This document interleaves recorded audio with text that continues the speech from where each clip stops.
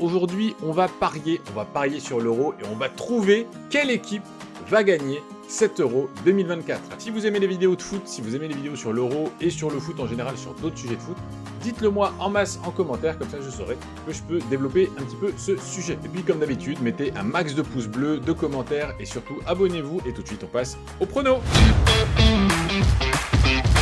Pour les groupes, ce qu'on va faire, c'est qu'on va pas forcément mettre des scores exacts. On va mettre 1-0 pour celui qui gagne. Donc on va se baser sur les points. Et puis s'il y a des égalités, il y a des égalités. Et puis c'est tout. Alors Allemagne-Écosse, je pense que l'Allemagne va gagner. Donc je mets 1-0 pour l'Allemagne. Ensuite, Hongrie-Suisse. Je pense que la Suisse est plus forte que la Hongrie. Ça fait un paquet de compétitions qui gagnent quand même pas mal à être connues. Le match suivant du groupe, c'est Écosse-Suisse. Ah là là, Écosse-Suisse. Écosse-Suisse, allez, on va dire un petit 1 partout. Oh là là, je sais pas. Écosse-Suisse, Allemagne-Hongrie. Allemagne-Hongrie, je pense que l'Allemagne va gagner aussi. Écosse-Suisse. Je vois pas les Écossais faire des performances ces derniers temps d'ailleurs. Non, je vais mettre du 1-0 pour la Suisse. Pas de nul encore. Et la troisième journée du groupe, c'est donc Suisse-Allemagne. Suisse-Allemagne. Là, je pense que les Allemands seront du coup qualifiés, donc je pronostique une surprise suisse, puisque les Allemands mettront leur remplaçant. Et Écosse-Hongrie. Écosse-Hongrie. L'Écosse aura perdu contre la Suisse, aura perdu contre l'Allemagne, elle sera démotivée. La Hongrie, elle a aussi perdu. Je sais pas. Écoute, on va mettre un nul aussi. Allez hop, un partout. Donc dans ce groupe, ce qu'on a pronostiqué, c'est qualification de la Suisse et de l'Allemagne, avec la Suisse en tête du groupe, grâce à sa victoire face à l'Allemagne. On passe au groupe B. Alors groupe B, Italie, Albanie, Espagne, Croatie. Ouh là là là là, c'est le groupe de la mort. C'est le groupe de la mort, mais moi je crois au retour de l'Italie, donc il y aura Espagne ou Croatie qui vont passer à la trappe. Alors, Espagne-Croatie d'entrée. Moi je pense que la Croatie, ils ont une génération vieillissante. Et donc je pense que ça va être l'Espagne qui va l'emporter. Italie-Albanie, Italie. Normal. Ensuite, le groupe B, c'est Espagne-Italie.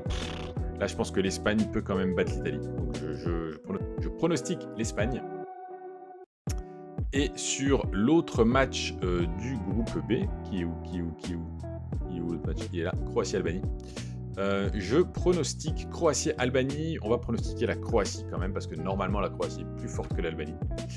Et le dernier jour du groupe B, Albanie-Espagne, je pronostique l'Espagne. Croatie-Italie, ah là là, ça va être dur.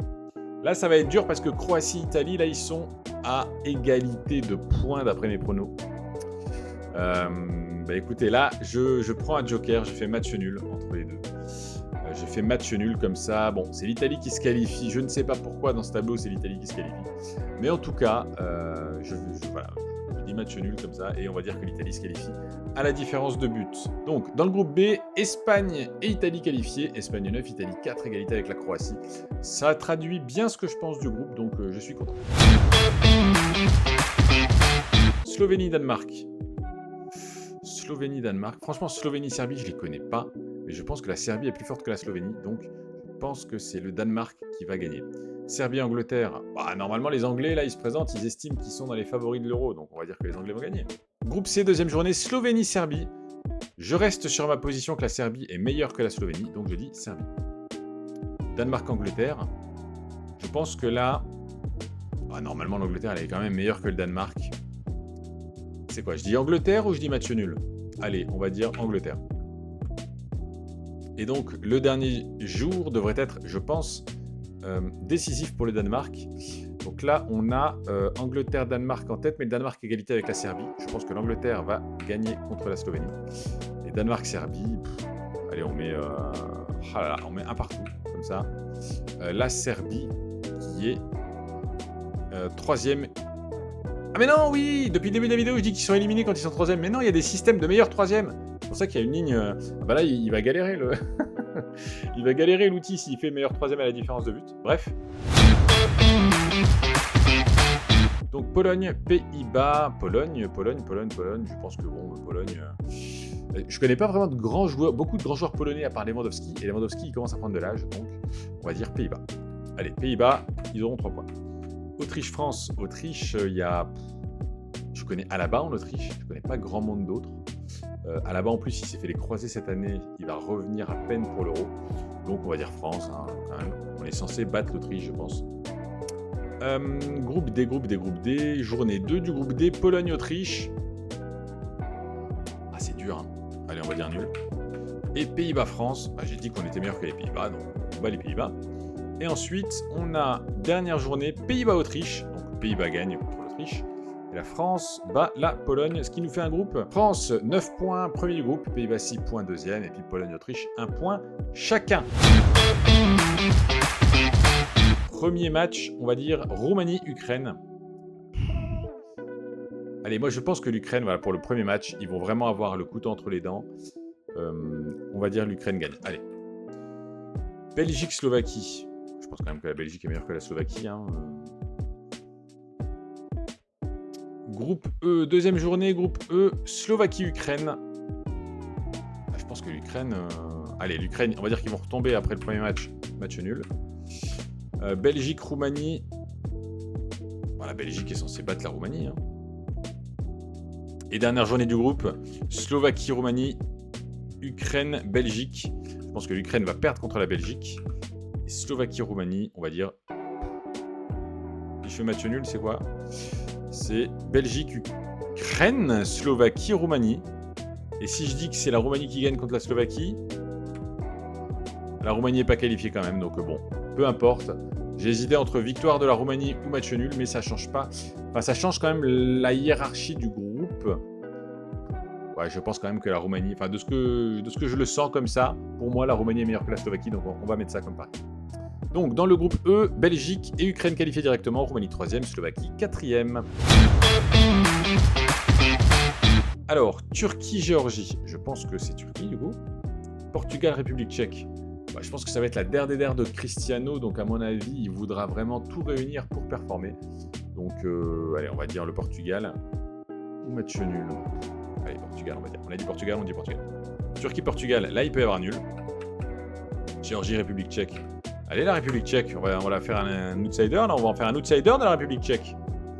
Et ensuite, donc, nous avons Géorgie-Portugal et République tchèque-Turquie.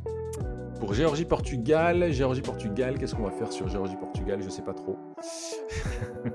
On va mettre Portugal quand même. Bon, la Géorgie, là, ils prennent cher hein, avec moi, mais bon. Et Turquie-République tchèque, on va dire match nul. Voilà. Donc ça nous donne un groupe F avec Portugal, Turquie, République tchèque, Géorgie.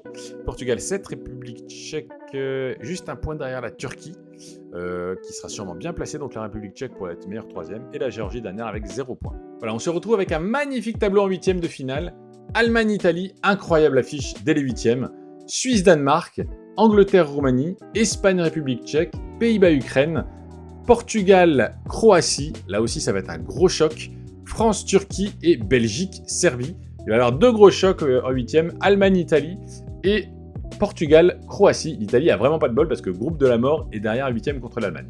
Allemagne-Italie, on se la garde pour la fin. Suisse-Danemark. Je pense que les Suisses sont plus costauds que les Danois. Je vais mettre Suisse. Angleterre-Roumanie, je parie pour l'Angleterre. Espagne-République tchèque.